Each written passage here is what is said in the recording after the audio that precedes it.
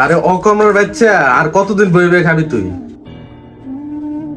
আরে ভাই চিন্তা করেন, সব ঠিক হয়ে যাবে। তোমার কি টিটকারি মারা ছাড়া কোনো কথা নাই?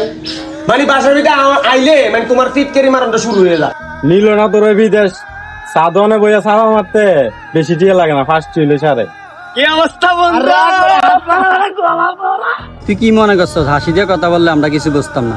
আমি অনেক ভালো আছি, বিন্দাস লাইফ অনেক ভালো, সত্যি কথা অনেক ভালো। তুই সানগ্লাস দিতে তো আমি অনেক খুশি হয়েছি, মানে আমি ঈদে এতটুকু খুশি হয়ে নাই, মানে এটা পেয়ে যাতে খুশি হয়েছি বলি। মিথ্যা হাসি দেশ কিনলে গিয়া আমরা তোর ব্যাপারে শুনি নাই, সবকিছু শুনে আমরা আসছি। আব্বা প্রতিদিন ভাত খেতে বলে গোড়া দে, ঘুমাই রয়েছি পাঙ্খা বন্ধ করে দে, প্রতিদিন একটা কথা। আর তুই কি মনে করছিস আমরা সফল হয়ে গেছি, তুই অসফল থাকবি? আর এইটা কোনোদিন হইতো না, আমরা সফল হয়েছি না, তুইও সফল হবি ইনশাল্লাহ।